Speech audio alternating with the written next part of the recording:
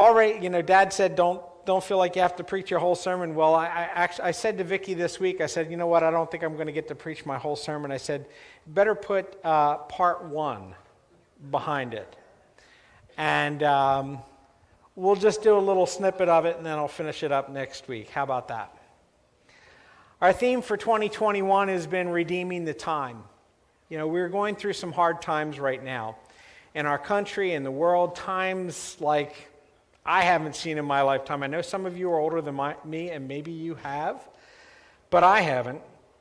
So I was really inspired to take a look at the book of Daniel and see how God preserves his people through difficult times.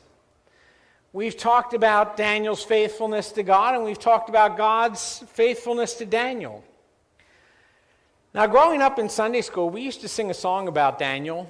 It was called Dare to be a Daniel. Any of you remember that song from Sunday school, Dare to be a Daniel? My dad remembers it, of course. It was one of his favorite songs, right? Standing by a purpose true, heeding God's command, honor them the faithful few, all hail to Daniel's band. You remember that one? Many mighty men are lost, daring not to stand, who for God had been a host by joining Daniel's band. And now the chorus. Dare to be a Daniel, dare to stand alone, dare to have a purpose firm, dare to make it known. I see some of you know it.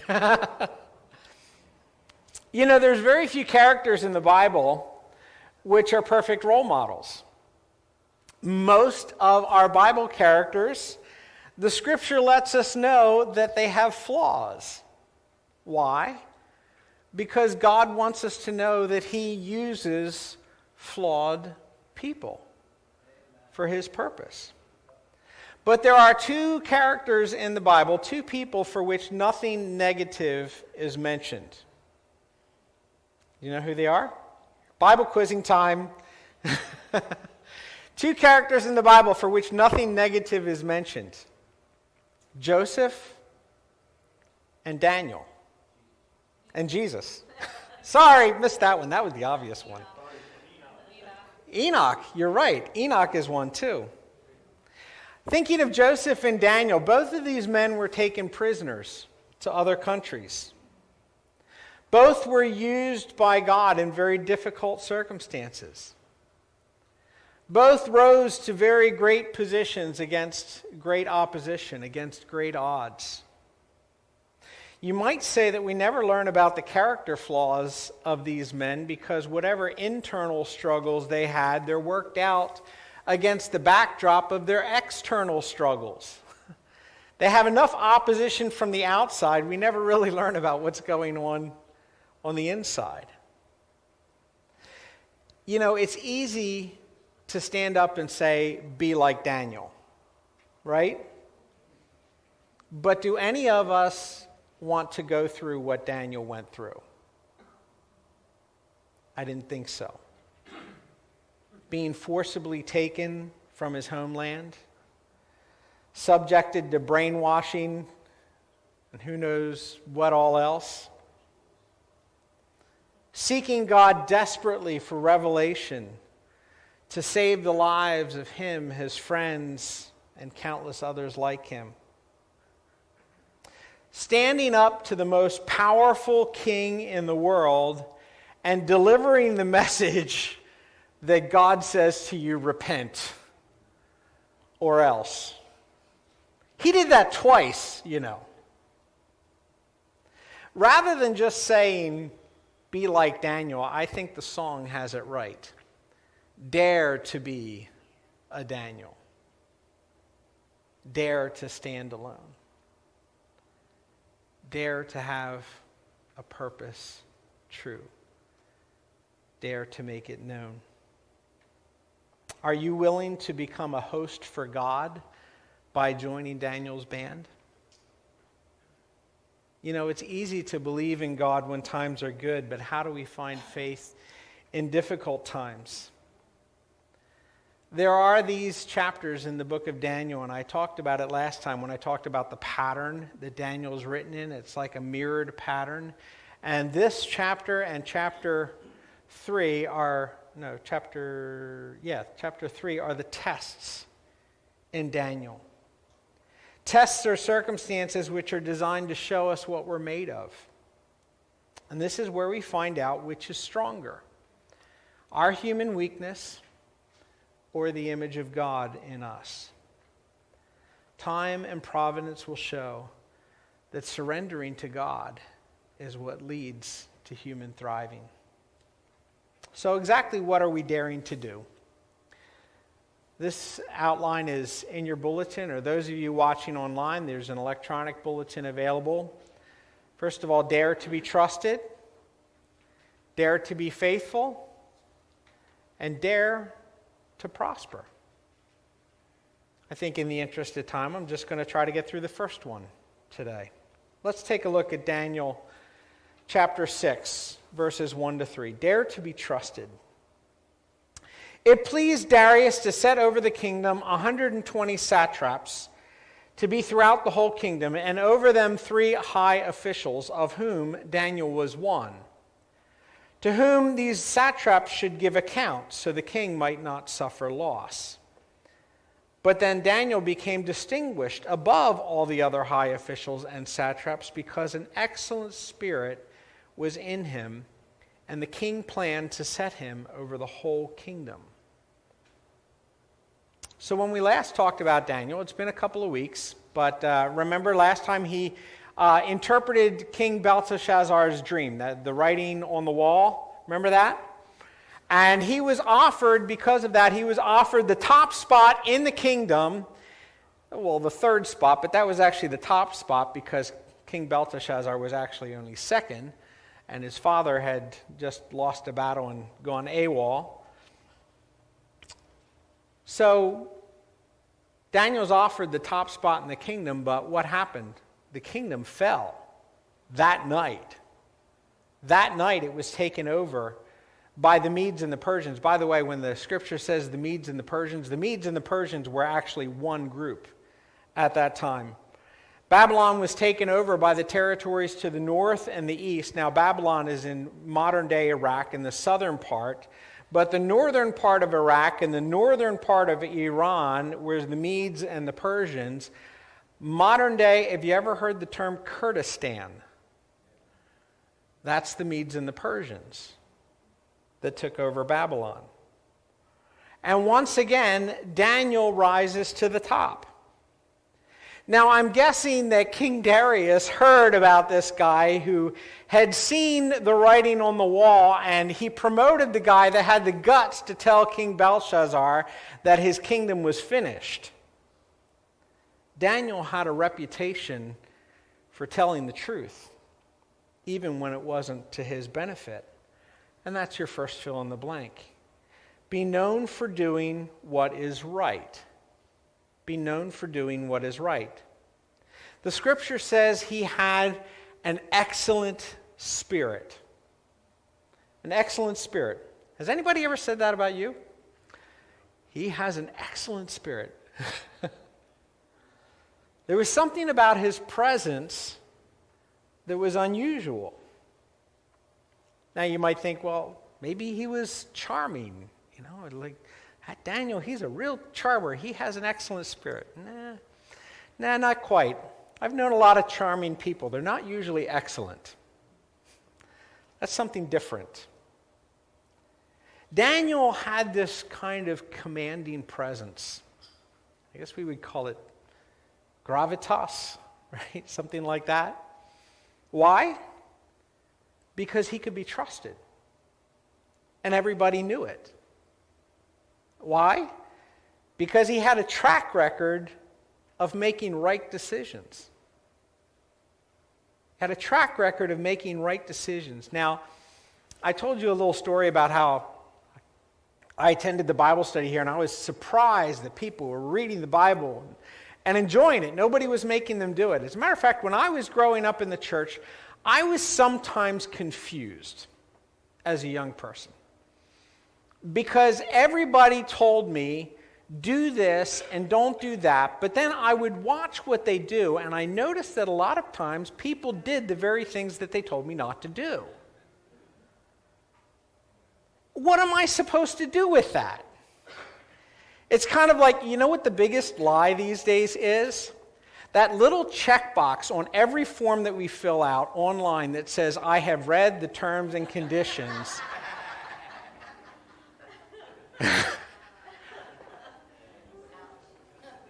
I used to think that perhaps the Bible was like that. That the Bible is just a book that everybody says that they have read and follow, but nobody actually does.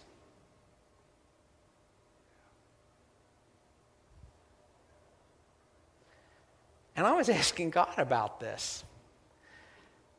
And I said, God, what am I supposed to do with this? And here's what God said to me. He said, Joel, are you willing to do what's right, even if you don't know anybody else who's doing it?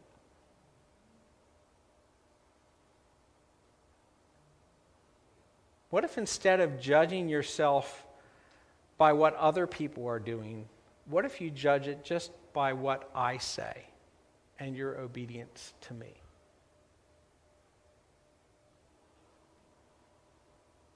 And then the Lord gave me a verse.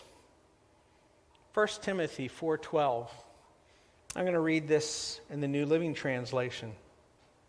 Don't let anyone think less of you because you are young, but be an example to all believers in what you say, in the way you live, in your love, your faith, and your purity. Wait a minute. I thought they were supposed to be examples for me. God say, no. You can be an example for them. So maybe you don't have many good examples in your life. Maybe you've never seen anybody do it right. You can still be that example. Why? Just walk in obedience to God. I think that's what Daniel did. Notice Daniel's position. There are 120 rulers. By the way, that word satrap is not used anywhere else in the Bible. It just means a ruler, like a governor, somebody over a region. There's 120 appointed over what historians tell us were probably 70 or 80 regions. So some of them were probably co-regencies, father and son, brothers, uncle, that kind of thing. And over these 120 regional rulers are 3 high officials. And they were appointed so that the king may suffer no loss. In other words, these high officials were tasked with keeping the other 120 honest. Daniel was one of those 3. That's how much King Darius trusted Daniel. Here's the next fill in the blank. Be consistent in your convictions. Let's continue verses 4 and 5. Then the high officials and the satraps sought to find a ground for complaint against Daniel with regard to the kingdom, but they could find no ground for complaint or any fault because he was faithful, and no error or fault was found in him. Then these men said, we shall not find any ground for complaint against Daniel unless we find it in connection with the law of his God. Now, a friend of mine once told me that he gave up lying because it was too hard to remember all the lies that he had told. Seriously. When you start telling a story, you have to remember what story you told and to whom. Or sooner or later, you're going to get caught in that lie. And I remember he told me when God finally convicted him of lying and he renounced that, he said, it's so much easier just to tell the truth. That's what Daniel was known for. He always told the truth, even when it was unpopular. He was consistent. I imagine he probably said as nicely as he could, but he would always tell the truth. You're not going to catch Daniel in a lie. That's what these guys are saying. You're not going to trap him into making a mistake. Why? Because everybody knows that Daniel does things by the book. Now, the only people who have problems with doing things by the book are people who are trying to get away with something, right? But that's not going to fly with Daniel. And that's why some of these leaders decided that they needed to get rid of Daniel. Now, it's understandable that of the 120 regional leaders, some of them might have a problem with Daniel. Some of them might be corrupt. That's the reason they have the 3 high officials, right? But this passage says that the other high officials, plural, were in on this conspiracy. So, simple math here. There's 3 high officials. 2 of them are corrupt. And they're the ones that are supposed to be preventing corruption in the empire. What does that leave you? One man, Daniel, that's standing between the largest empire in the world and its complete corruption. That's what's at stake here. Now, if you can't turn a good person bad, then you have to make it bad to be good. Does that make sense? If you can't make a good person bad, then you have to make it bad to be good. Just meditate on that. It might make sense why we have some of the things going on we do today. It's the oldest trick in the book for getting rid of good people. You have to find a way to outlaw religion. So what do you do when that happens? Third fill in the blank. Follow your principles. Follow your principles. Let's look at verses 6 to 9. Then these high officials and satraps came by agreement. Can you say conspiracy? Can you say collusion? Came by agreement to the king and said to him, O King Darius, live forever. All the high officials of the kingdom, the prefects, the satraps, the counselors, and the governors are agreed that the king should establish an ordinance and enforce an injunction that whoever makes petition to any god or man for 30 days, except to you, O king, shall be cast into the den of lions. Now, O king, establish the injunction, sign the document so that it cannot be changed according to the laws of the Medes and Persians, which cannot be revoked. Therefore, King Darius signed the document and injunction. Now, that sounds a lot like chapter 3. Except that instead of making everybody bow down to a statue of the king, they are making the king the sole mediator of all prayers, petitions, and requests. Not only are they making him out to be a god and a unified state religion, but for a limited time, he is the only priest of that religion as well. They're playing on the king's ego and tempting his insecurity to think that absolute control is within his grasp and would somehow be desirable. In doing so, you know what they're doing? They're making an antichrist, a false copy of God's plan. Wait a minute, Antichrist, that's in the New Testament. Yes, but the spirit of Antichrist has been there since Babylon. 1 Timothy 2:5 says this, for there is one God and one mediator between God and men, the man Jesus Christ.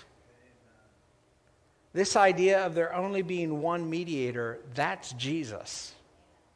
Nobody else. Now, if anyone took the time to think this through, I'm sure that they would have seen that this is not a good idea. But the language of the text implies that a bunch of them came all at once and pushed this piece of legislation through before anyone had time to question it. Sound familiar?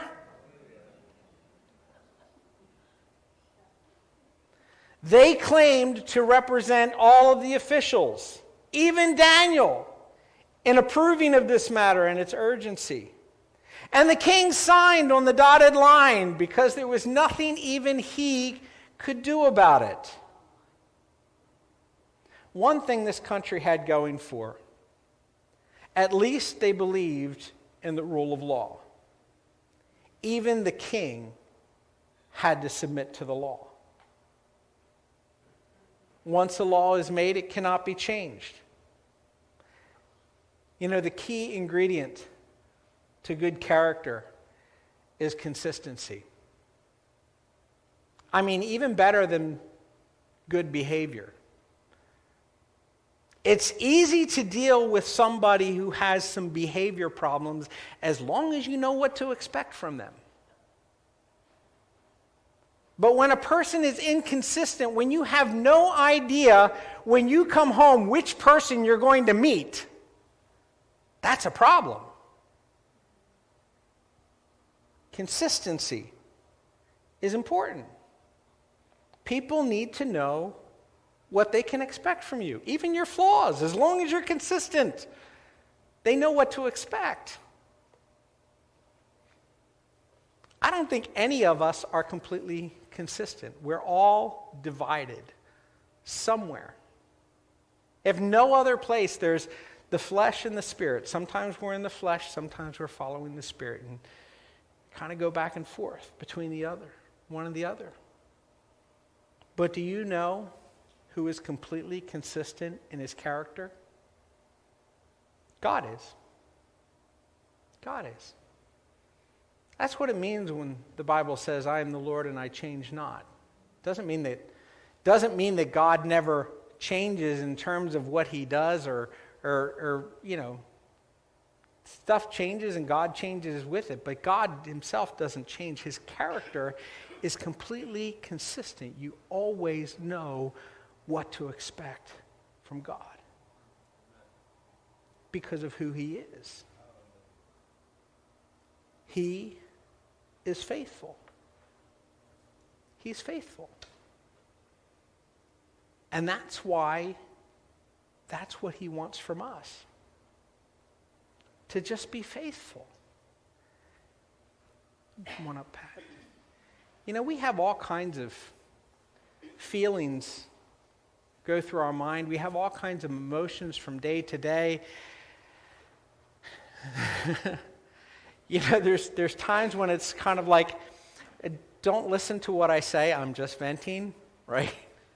I didn't really mean all of that. I was just trying to express something. God is consistent. He's faithful.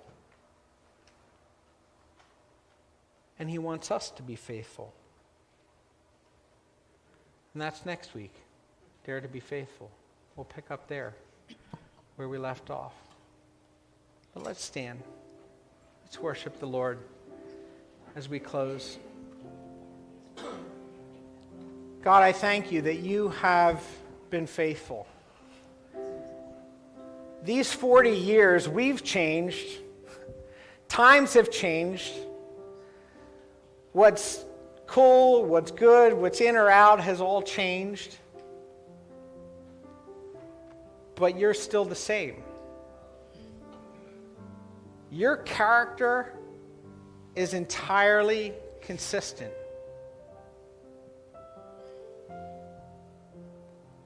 In these 40 years, what has happened is we have grown to know you better.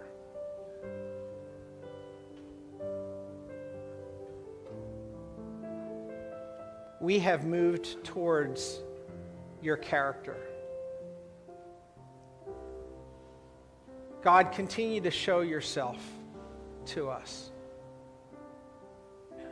There's more that you have for us. God, what you have imparted to us, you want us to impart to others. So, Lord, continue to send that harvest. Continue to send people out from here, Lord, that we would continue to spread your kingdom, the consistency of your goodness, your faithfulness, your truth. God, as we look around us, it feels more and more like we're living in Babylon. Sometimes it feels like it's bad to be good. God, help us to center ourselves on your truth. God, use us to show the world what goodness is. Fill us with your Spirit and empower us for that purpose.